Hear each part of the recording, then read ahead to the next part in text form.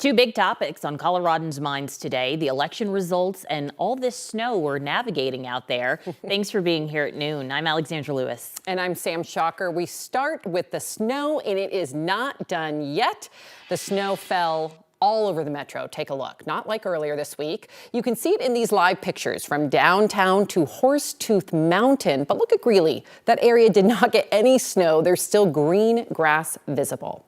And the snowy conditions were not ideal for driving this morning either. We were out all morning giving you a look. Here's a closer look at the highways. Right now, plows are out in full force. The highways are looking better than the side roads, so just be careful out there if you are navigating some of the side streets getting in and out of your neighborhood.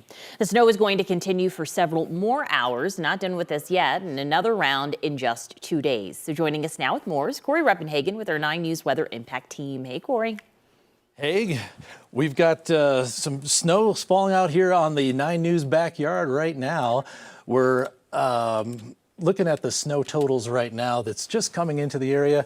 Look at those nice totals out there on the west side and even the east side of Arapahoe County, getting up there above 9 inches. Denver International Airport is on the board for the first time this season with 4 inches so far. We're not anywhere near done with this storm. Icy conditions we'll expect coming our way on Thursday, and we could get snow flurries throughout the day today, all day tomorrow, but we're watching really the next big impact, which could be coming on Friday into Saturday, as this storm system is really just starting to form, and I'll be talking about that more coming up in the forecast. Thank you so much, Corey. Well, we move now to the election. We learned in the last half hour that Vice President Kamala Harris has called Donald Trump to congratulate him. A Harris aide said she discussed the importance of a peaceful transfer of power and being a president for all elections. Some states have yet to be called, but of course we know Trump has secured enough votes to win the Electoral College. He needed 270 to do that, and he currently has 271 thanks to wins in big swing states like Georgia, North Carolina, Pennsylvania, Michigan, and Wisconsin. Early this morning, President Trump addressed his supporters at a party in Florida. Every citizen, I will fight for you, for your family, and your future. Every single day I will be fighting for you, and with every breath in my body. Kamala Harris did not address the crowd of supporters last night at Howard University in D.C., but as we just mentioned, she has called Trump to congratulate him here this morning. She's expected to speak at 2 this afternoon, and we will carry her remarks live here on 9 News. And we all saw one of the biggest political rivalries this election play out for months before last night. The CD8 race between current Democratic Congresswoman Yadira Caraveo and Republican Gabe Evans. And we still do not know who won at this very hour. But we do know the winner stands to affect the balance of the U.S. House. We have said this is such an important race, and we're looking at the latest now. Yadira Caraveo with 50% of the vote, Gabe Evans with 48%, just about 4,000 votes separating them at this hour. Wow, that is close. Caraveo wants to have a second term as Congresswoman for Weld and Adams counties. Her team says they are, quote, cautiously optimistic about where we are. Her Republican challenger, Gabe Evans, was at his party. He took the podium late last night to say this was to be expected and to have faith. Evans is a former police officer and military vet who is looking to further the GOP standing in the House. Colorado's 3rd congressional district is also still undecided. It is a close race between Republican Jeff Hurd and Democrat Adam Frisch for the district covering western Colorado. So far, Hurd is leading by about 3 points. Frisch narrowly lost that same district to Congresswoman Lauren Boebert in 2022 in a district that leans heavily conservative.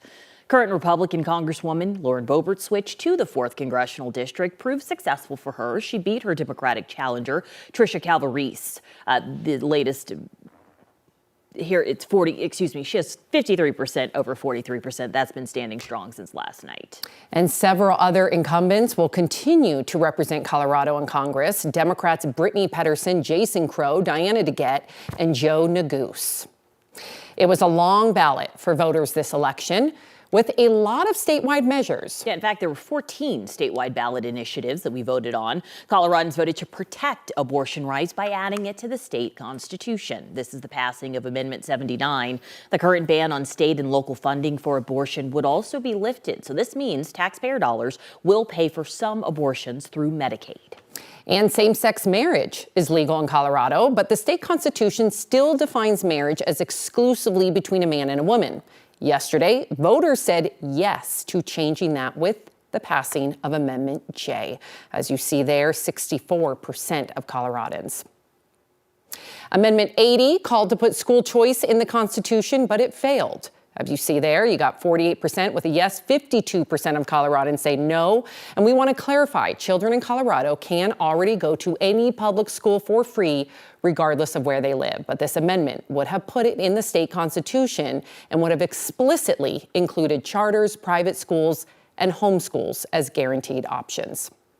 There were also a number of propositions on the ballots. And there were other questions that call to increase taxes. And if you saw it on air, the push to end hunting for mountain lions, bobcats, and lynx in the state, right now it's legal, and the voters have chosen to keep it that way. 44% saying yes, and an overwhelming 56% said no. And Coloradans voted in favor of Proposition KK, which will impose a 6.5% state tax on firearms and ammunition sales. The revenue from that tax will go towards services for crime victims, mental health services, and school security. And again, 54% of you voted for it, 46% of you no.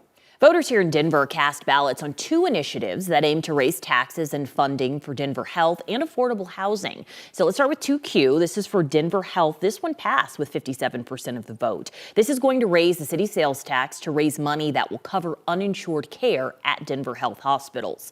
This hospital has struggled to cover the cost of uncompensated care for some time. Let's get to 2RF. This would have funded future projects for affordable housing. This one failed with 52% of Colorado voters in Denver saying no. This had the backing of Denver Mayor Mike Johnston. Voters narrowly, though, rejected the measure. And we have all the election races on our website, so you can head there if you missed any of these results and to look for ones that we did not have the time to discuss.